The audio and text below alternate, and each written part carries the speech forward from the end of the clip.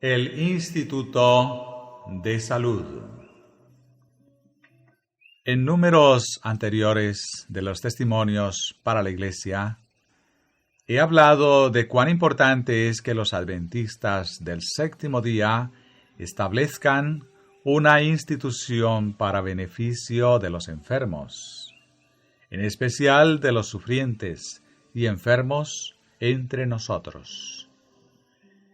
He hablado de la capacidad económica que tiene nuestro pueblo de hacer esto, y he urgido que, en vista de la importancia que tiene esta rama de la gran obra de preparación para encontrarse gozoso con el Señor, nuestro pueblo debe sentirse llamado a contribuir según su capacidad, con una porción de sus medios, para establecer una institución así. También he señalado, a medida que se me mostraban, algunos de los peligros a los cuales se verían expuestos los médicos, los administradores y otras personas en el desarrollo de tal empresa. Yo esperaba que se iban a evitar los peligros que se me habían mostrado. En este punto, sin embargo, albergué por un tiempo la esperanza solo para sufrir más tarde decepciones y pesar. Me había interesado mucho en la reforma pro salud y tenía grandes esperanzas de ver prosperar al Instituto de Salud. Sentí, como nadie más podría sentir, la responsabilidad de hablar en el nombre del Señor a mis hermanos y hermanas acerca de esa institución y el deber de proveer los medios necesarios, y seguí con intenso interés y ansiedad el progreso de la obra. Cuando vi que los dirigentes y administradores caían en los peligros que se me habían mostrado, y contra los cuales los había advertido en público y también en conversaciones y cartas privadas, sentí que me sobrevenía una terrible carga.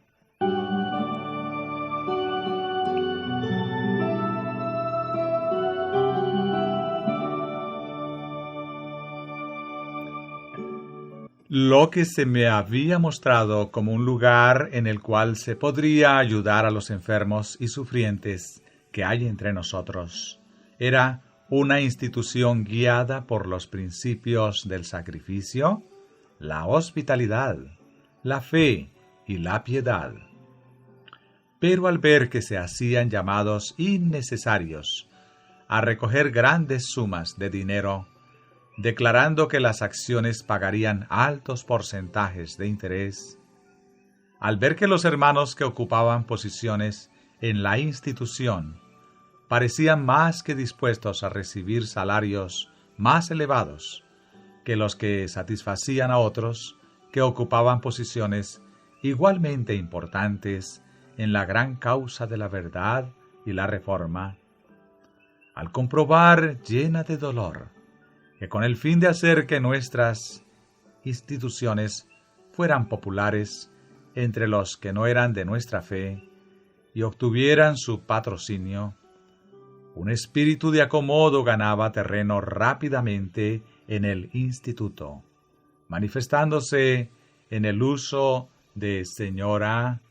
señorita y señora en vez de hermano y hermana, y en ciertas entretenciones populares en las cuales todos podrían participar en una especie de retozo comparativamente inocente. Cuando vi estas cosas, dije, esto no es lo que se me mostró como una institución para los enfermos que recibiría la señalada bendición de Dios.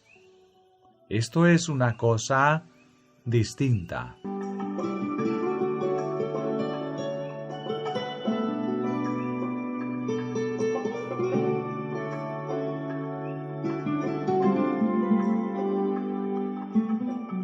A pesar de esto, se hacían cálculos para edificios más grandes y se recomendaba hacer llamados en procura de grandes sumas de dinero. En vista de la forma como se lo manejaba entonces, no pude menos que considerar que el instituto era, en general, una maldición. Si bien algunos fueron beneficiados, en lo que respecta a su salud, la influencia sobre la iglesia de Varadkrin y sobre los hermanos y hermanas que visitaban el instituto era tan mala que ahogaba todo el bien que se hacía. Esta influencia estaba alcanzando las iglesias de este estado y de otros, y era terriblemente destructiva de la fe en Dios y en la verdad presente. Varias personas que llegaron a Varadkrin como cristianos humildes, devotos y confiados, salieron de allí casi como infieles. La influencia general de estas cosas estaba creando prejuicio contra la reforma pro salud en muchos de los más humildes, devotos y mejores entre nuestros hermanos, y estaba destruyendo la fe en mis testimonios y en la verdad presente. Fue este estado de cosas relativo a la reforma pro salud y el Instituto de Salud lo que, junto con otras cosas que se le agregaron, hizo que fuera mi deber hablar como lo hice en el testimonio número 13. Yo sabía muy bien que eso produciría una reacción y dificultades en muchas mentes. Sabía también que tarde o temprano debía venir una reacción y que por el bien del instituto y de la causa en general, mientras más luego se realizara, mejor sería. Si las cosas se habían estado moviendo en una dirección equivocada, causando daños a las preciosas almas y a la causa en general, cuanto antes se las pudiera corregir y dirigir correctamente, mejor sería. A mayor avance, mayor ruina, mayor reacción y mayor desánimo general. La obra mal dirigida debía experimentar una corrección así. Debía haber tiempo para corregir errores y comenzar de nuevo en la dirección correcta. La buena obra que se hizo en favor de la iglesia de Varadkrin el otoño pasado, la reforma completa y retorno al Señor por parte de los médicos, los ayudantes y los administradores del Instituto de Salud, y el asentimiento general de parte de nuestros hermanos y hermanas en todas partes del campo, relativo al objetivo básico del Instituto de Salud y la forma como debiera ser conducido, a lo cual hay que agregar la variada experiencia de más de un año, no sólo en la dirección equivocada, sino en la correcta, me dan mayor confianza que nunca antes en que la reforma pro salud y el Instituto de Salud serán todo un éxito. Todavía espero de todo corazón ver cómo el Instituto de Salud de Varadkrin prospera y en todo respecto llega a ser el instituto que se me mostró. Pero se necesitará tiempo para corregir plenamente los errores del pasado y superarlos. Con la bendición de Dios, esto se puede hacer y se hará.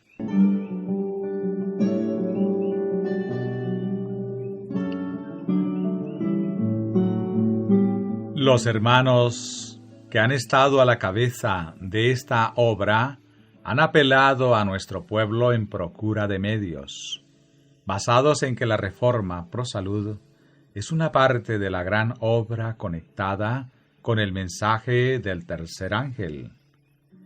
En esto han tenido razón.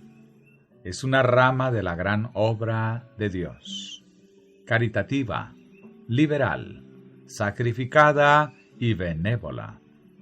Entonces, ¿por qué, dicen esos hermanos, las acciones del instituto pagarán un buen porcentaje? ¿Son una buena inversión? ¿O pagan bien? ¿Por qué no decir del mismo modo que las acciones de la asociación publicadora van a pagar un buen porcentaje? Si ambas son ramas de la misma y grande obra de preparación para la venida del Hijo del Hombre, ¿por qué no? ¿O por qué entonces no hacer de ambas un asunto de liberalidad? La pluma y la voz que apeló a los amigos de la causa en procura del fondo para publicaciones no ofreció ninguno de esos incentivos. ¿Por qué entonces hacerles creer a los guardadores del sábado ricos y codiciosos que pueden hacer gran bien al invertir sus medios en el Instituto de Salud, reteniendo lo invertido y más encima recibiendo altos intereses por el simple uso de su capital? A los hermanos se les pidió que hicieran donaciones a la asociación publicadora, y ellos dieron noblemente y con sacrificio para el Señor, siguiendo el ejemplo de quien hiciera el llamado. Y la bendición del Señor ha estado sobre esa rama de nuestra gran obra. Pero hay que temer que su desagrado recaiga sobre la manera en que se han recogido fondos para el Instituto de Salud, y que dicha institución no cuente con su bendición plena hasta que se corrija este mal. En mi llamado a los hermanos en favor de esta institución, en el testimonio número 11, página 432, dije: se me mostró que entre los adventistas, guardadores del sábado, no escasean los medios. En la actualidad, su mayor peligro consiste en la acumulación de propiedades. Algunos están continuamente aumentando sus cuidados y labores. Están sobrecargados. El resultado es que casi se han olvidado de Dios y las necesidades de su causa. Están espiritualmente muertos. Se requiere de ellos que hagan un sacrificio a Dios, una ofrenda. Un sacrificio no aumenta, por el contrario, disminuye y se consume.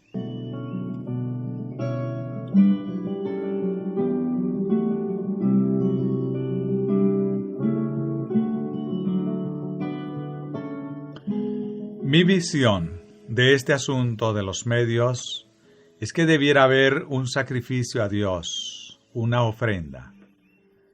Nunca recibí una idea distinta.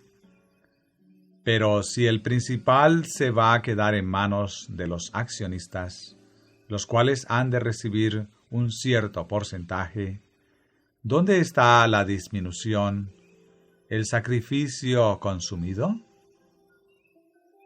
Y el plan actual de obtener acciones del instituto, ¿cómo disminuye el peligro en que se ven los guardadores del sábado, que están acumulando propiedades? No hace otra cosa que aumentarlo, y aquí hay una excusa adicional para su codicia. Al invertir en acciones del instituto, los cuales se compran y se venden como cualquier otra propiedad, no hacen ningún sacrificio. Al ver el alto porcentaje de ganancia que se les ofrece como estímulo, el espíritu de ganancia material, no el de sacrificio, es lo que los mueve a invertir tanto de sus medios en las acciones del instituto, que les queda poco y nada para contribuir al sostén de otras ramas, aún más importantes de la obra.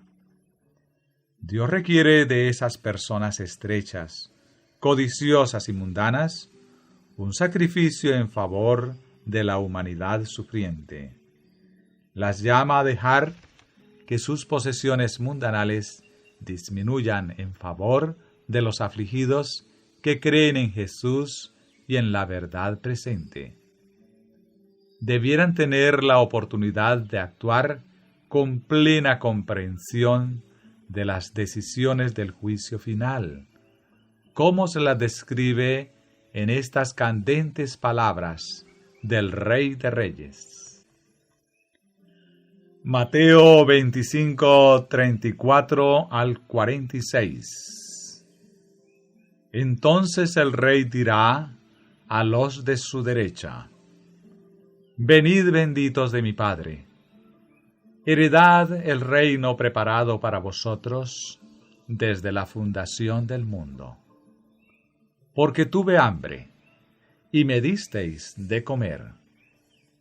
Tuve sed, y me disteis de beber. Fui forastero, y me recogisteis. Estuve desnudo, y me cubristeis. Enfermo, y me visitasteis. En la cárcel, y vinisteis a mí. Entonces los justos le responderán diciendo: Señor, ¿cuándo te vimos hambriento y te sustentamos, o sediento y te dimos de beber? ¿Y cuándo te vimos forastero y te recogimos, o desnudo y te cubrimos? ¿O cuándo te vimos enfermo, o en la cárcel, y vinimos a ti? Y respondiendo el rey les dirá: De cierto os digo, que en cuanto lo hicisteis a uno de estos mis hermanos más pequeños, a mí lo hicisteis. Entonces dirá también a los de la izquierda: Apartaos de mí, malditos, al fuego eterno preparado para el diablo y sus ángeles. Porque tuve hambre y no me disteis de comer, tuve sed y no me disteis de beber, fui forastero y no me recogisteis, estuve desnudo y no me cubristeis, enfermo y en la cárcel y no me visitasteis. Entonces también ellos le responderán diciendo: Señor, ¿cuándo te vimos hambriento, sediento, forastero, desnudo, enfermo o en la cárcel, y no te servimos? Entonces les responderá diciendo: De cierto os digo, que en cuanto no lo hicisteis a uno de estos más pequeños, tampoco a mí lo hicisteis. E irán éstos al castigo eterno, y los justos a la vida eterna.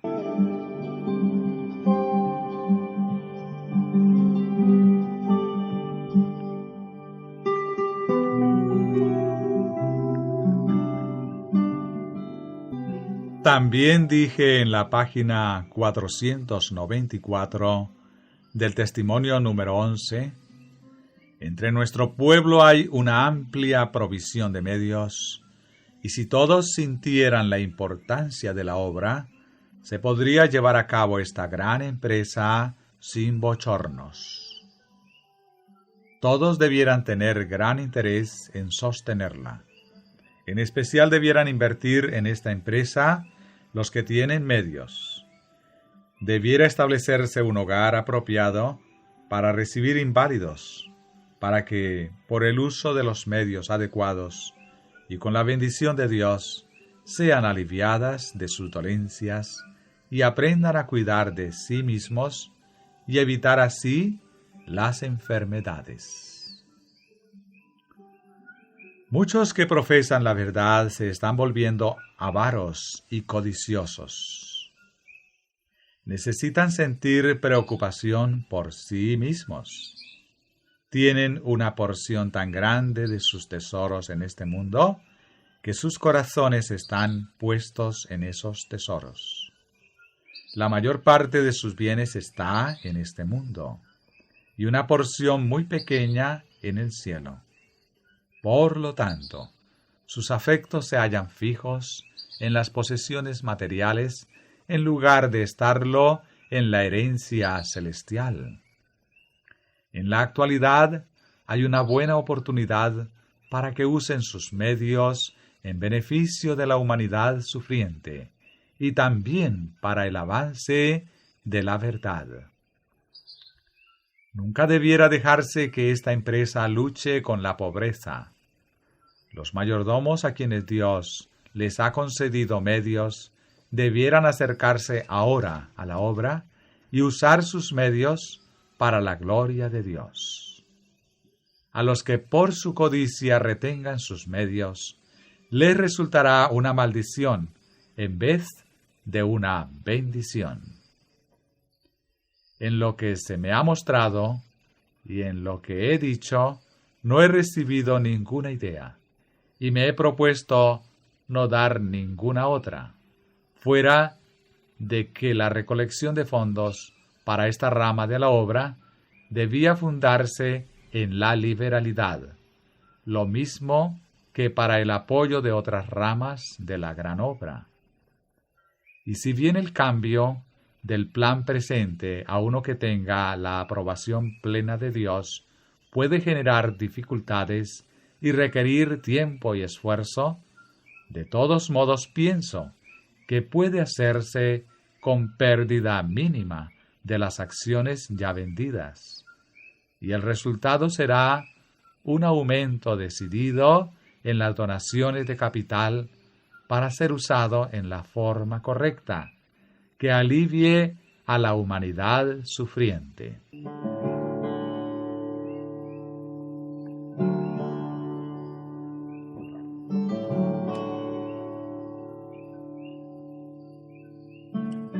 Muchos que han comprado acciones no están en condiciones de donarlas.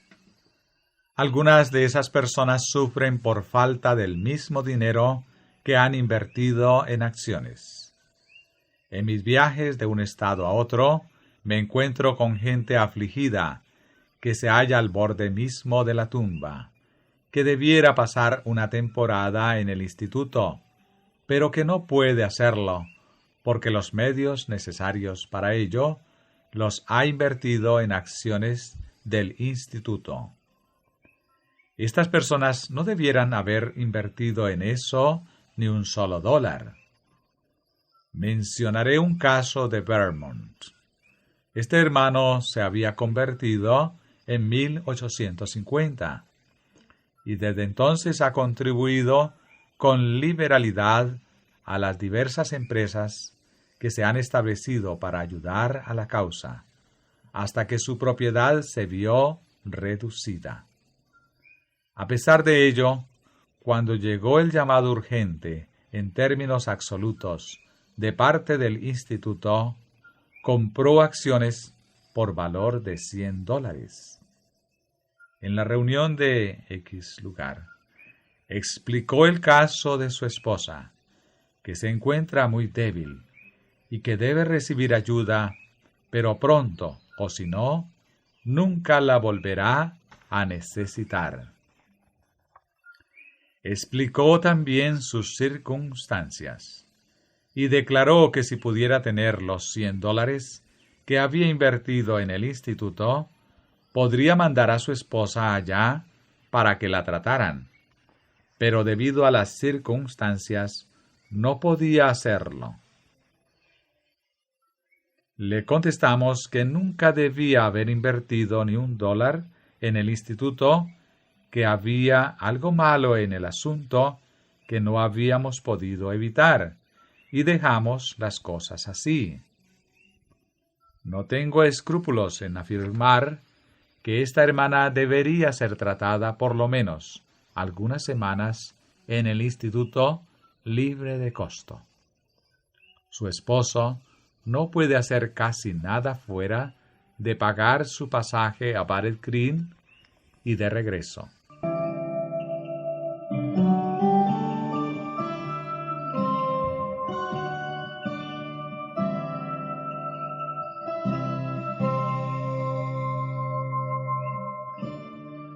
Los amigos de la humanidad, de la verdad y la santidad, debieran actuar con referencia al instituto en base al plan de sacrificio y liberalidad. Tengo $500 en acciones del instituto, lo cual deseo donar. Y si mi esposo tiene con su libro el éxito que anticipamos, dará $500 más. Los que aprueban este plan, les rogamos que nos escriban a Greenville, condado de Montcalm, Michigan, y especifiquen las sumas que están dispuestos a donar o invertir en acciones, como las que se han usado en el caso de la Asociación Publicadora. Cuando se haga esto, que vengan las donaciones según se las necesite. Que vengan las sumas, grandes y pequeñas. Úsense los medios juiciosamente. Que los cargos a los pacientes sean tan razonables como sea posible. Que los hermanos hagan donaciones para pagar parcialmente los gastos que incurran en el instituto los enfermos pobres, dignos de recibir ayuda que haya entre ellos. Lleven a los débiles, según sus fuerzas, a que cultiven los terrenos tan hermosos y bien ubicados que posee el instituto. Que no lo hagan con la idea estrecha de recibir pago, sino con la liberal idea de que los gastos en que se incurrió para adquirirlos fueron un acto de benevolencia para bien de ellos. Que su trabajo sea una parte tan integral de su receta como la toma de baños. Que la benevolencia, el amor, la humanidad, el sacrificio por el bien de los demás, sea la idea central de los médicos, los administradores, los ayudantes, los pacientes, y con todos los amigos de Jesús, de cerca y de lejos, en lugar de los sueldos, las buenas inversiones, lo que paga bien, lo que paga un buen porcentaje. Que el amor de Cristo, el amor por las almas, la simpatía por la humanidad sufriente, gobierne todo lo que decimos y hacemos en relación con el Instituto de Salud.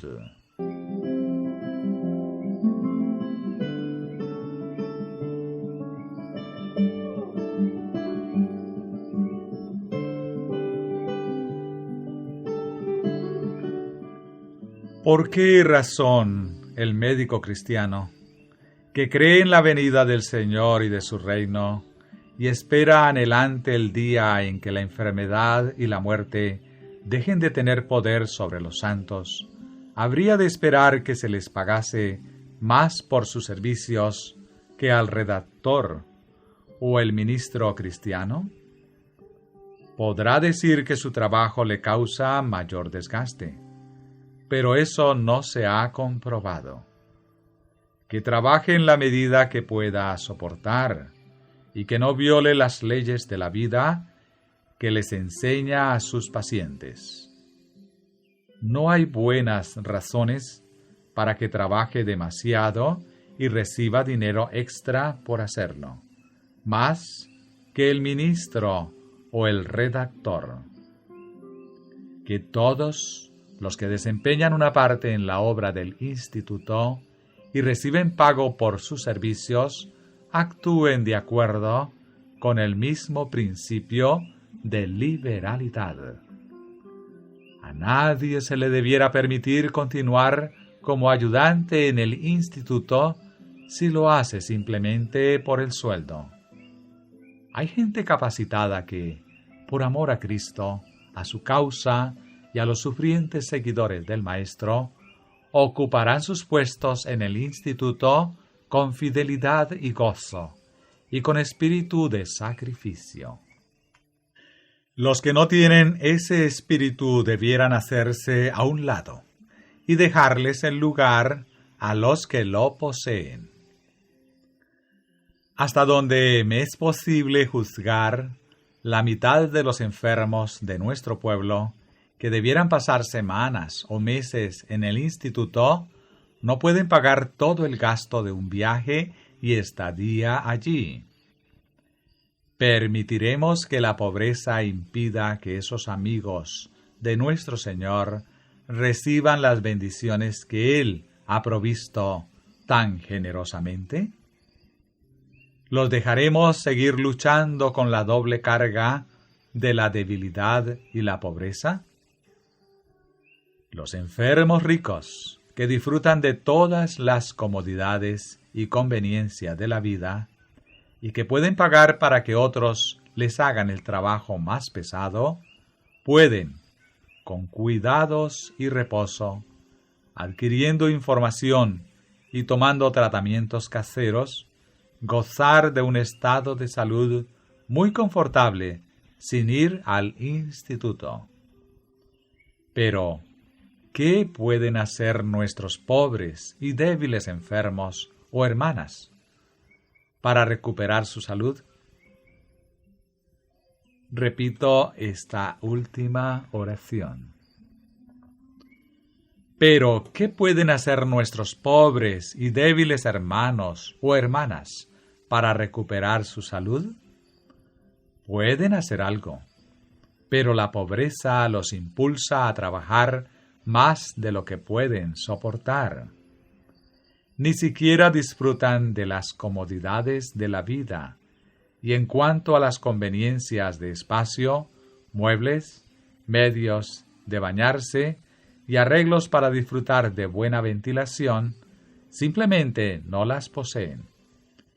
Quizás su único cuarto está ocupado, invierno y verano, por una cocina, y puede ser que todos los libros que hay en casa, excepto por la Biblia, quepan entre el índice y el pulgar.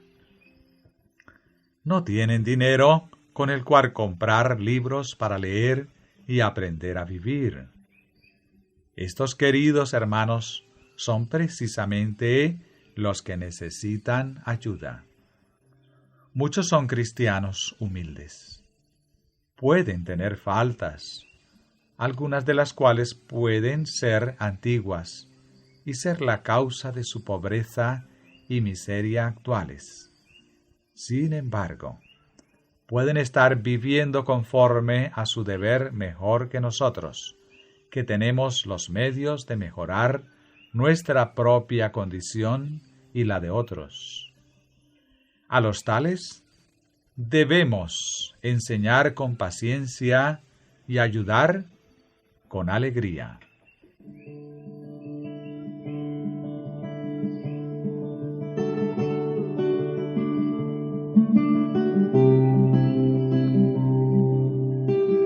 Por su parte, estos hermanos deben mostrarse dispuestos y ansiosos de recibir instrucción.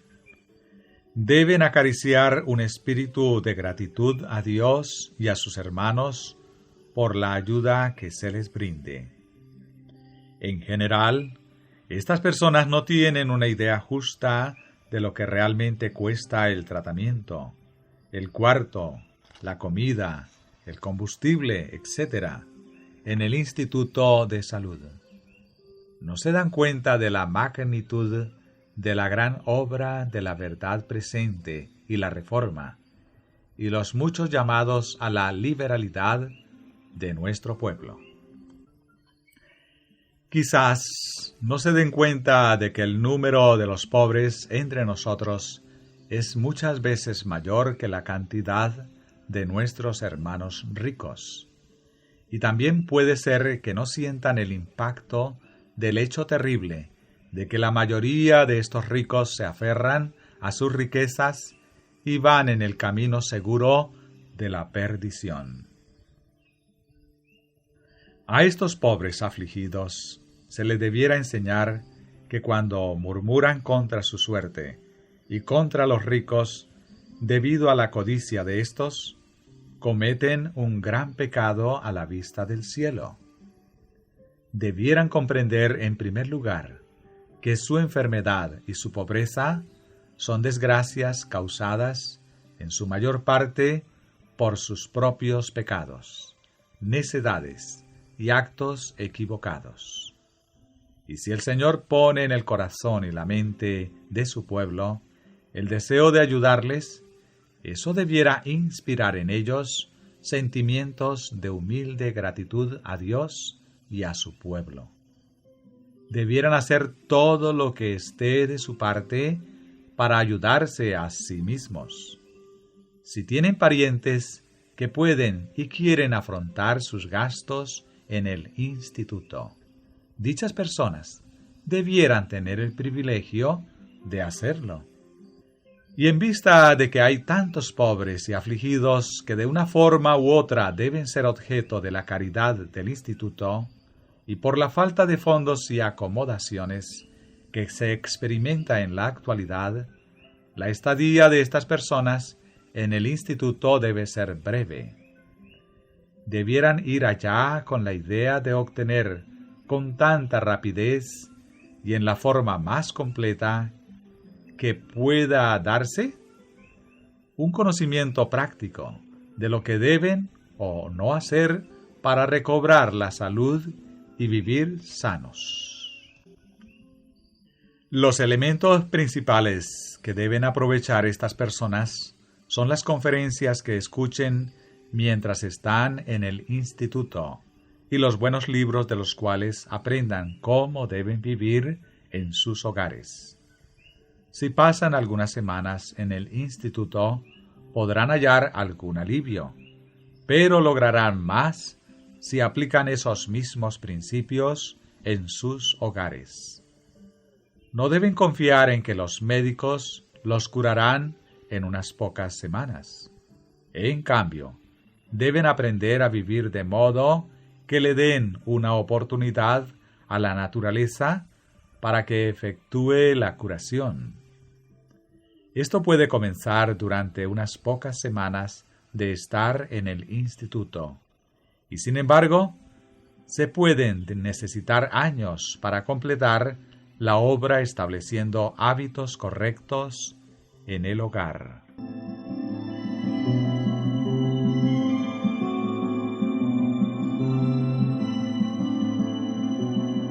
Un individuo puede gastar todo lo que tiene en este mundo para internarse en el Instituto de Salud y hallar mucho alivio, y luego volver a su familia y a sus antiguos hábitos de vida para hallarse en pocas semanas o meses en una condición de salud peor que nunca antes.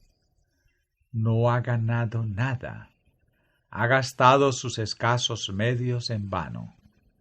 El objeto de la reforma ProSalud y el Instituto de Salud no es como una dosis de matadolores u otro analgésico que alivie los dolores del momento. No, de ninguna manera.